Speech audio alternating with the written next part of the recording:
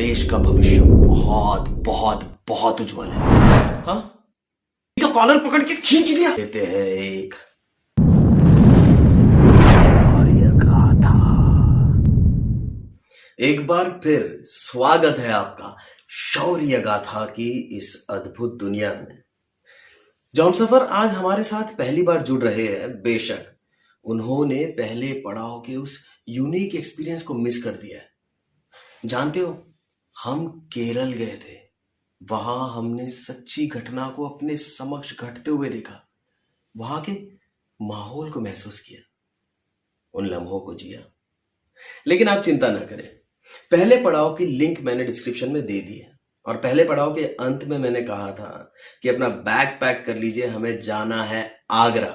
और देखिए, हम पहुंच गए आगरा। आगरा सदर भट्टी मार्केट एरिया। क्या बात है, आप भी पूरा लगेज लेके आ ही गए। काफी ठीक ठाक सा एरिया लग रहा है ना? थोड़ी नई थोड़ी पुरानी इमारतें, हर तरफ बस दुकान दुकान दुकान दुकान दुकान। ये देखिए, ये औजारों की दुकान, फिर उसके बगल में जूतों की दुकान, फिर उसके बगल में एक और जूतों की दुकान, और रोड के इस तरफ जूते जूते जूते जूते। वो क्या है? जूते शू मटेरियल की शॉप, होलसेल मार्केट। ऐसी भी कोई दुकान होती है शू मटेरियल जूतों की? तो सुना था। एक अजीब सी बदबू आ रही है ना? मेरे ख्याल से यहाँ जूतों की फैक्ट्री भी होगी, इसलिए ऐसी केमिकल जैसी बदबू आ रही है। अरे, मैं मुद्दे की बात तो भूल ही गया। हम आगरा आए हैं डिम्पी से मिलने। डिम्पी एक 6 साल की छोटी सी क्यूट सी बच्ची, बहुत क्यूट है। आप उससे मिलिएगा। अभी 12:30 बज रहे हैं, तो उसका स्कूल छूटने का टाइम हो गया होगा। चलिए, बस पास में ही है, यहीं पे वॉक इन डिस्टेंस है। चलते हैं, चलिए आइए। क्या? हाँ, अब आगरा है तो शॉपिंग करेगी ना, ऑब्वियसली। बस 5 मिनट का काम है, डिम्पी से मिल लेते हैं, फिर उसके बाद हम शॉपिंग के लिए चलेंगे। इनफैक्ट मैं तो कहता हूँ, ये जो शू मार्केट है ना, यहाँ से जूते ले लेते हैं, क्योंकि यहाँ बड़े सस्ते और टिकाऊ जूते मिलेंगे। और एक बात, पास में ही आगरा फोर्ट भी है, तो जैसी शॉपिंग हो जाती है उसके बाद थोड़ा सा खाना खाएंगे, फिर चलते हैं आगरा फोर्ट। मैंने सुना है वहाँ की नक्काशी बहुत अच्छी है। अरे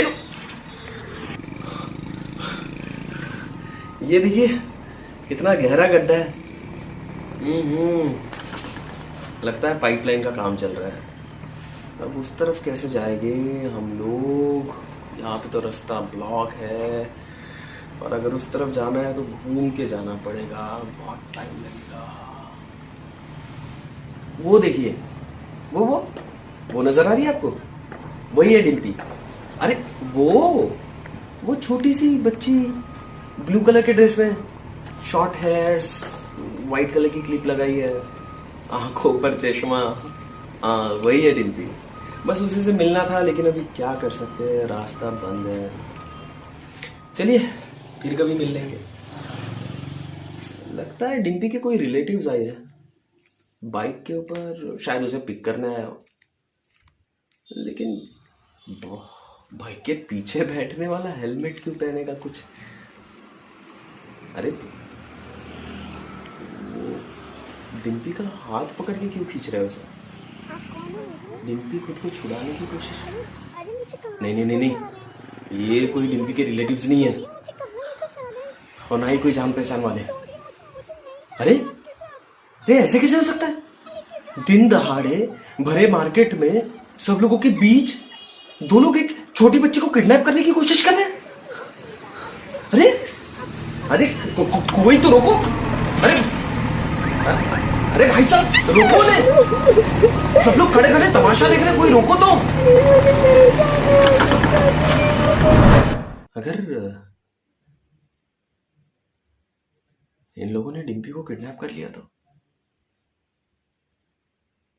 आप तो जानते ही है, ये लोग जब छोटी छोटी बच्चियों को किडनैप करते हैं तो उन्हें बहुत मारते हैं, उन्हें डराते हैं, धमकाते हैं, कई दिनों तक उन्हें खाना भी नहीं देते, एक कमरे में बंद करके रख देते हैं। फिर जब इन बच्चियों का साइकोलॉजिकल ब्रेकडाउन हो जाता है जब ये पूरी तरह से सरेंडर कर देती है। तो फिर इन बच्चियों को वेश्या बना देते हैं, प्रोस्टिट्यूट। छोटी छोटी बच्चियों को हार्मोन्स के इंजेक्शन देते हैं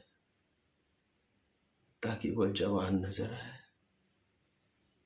और आज अगर ये लोग डिम्पी को किडनैप करके ले गए तो फिर हाँ हाँ नहीं। अरे देखिए ना, उन लोगों ने डिम्पी को बिठा लिया अपनी गाड़ी पर। वो कौन है?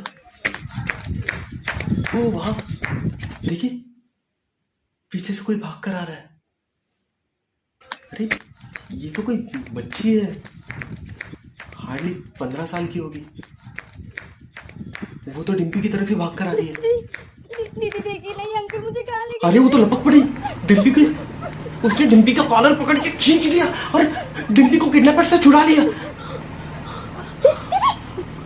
लेकिन देखा आपने किस तरह उस किडनैपर ने डिम्पी का पाँव पकड़ के उसे खींच कर वापस बाइक पे बिठा लिया। लेकिन ये लड़की भी हार नहीं मान रही। इसने वापस डिम्पी का हाथ पकड़ लिया और डिम्पी को पूरी ताकत से खींच रही है और दूसरी तरफ से किडनैपर डिम्पी को खींच रहे हैं। लेकिन ये लड़की हार नहीं मान रही है। अब इसने पूरी जी जान से डिम्पी को खींचा है और डिम्पी को छुड़ा लिया। और ये देखकर आसपास के लोगों को भी हिम्मत आ गई है। अब वो उन किडनैपर्स के पास जा रहे हैं।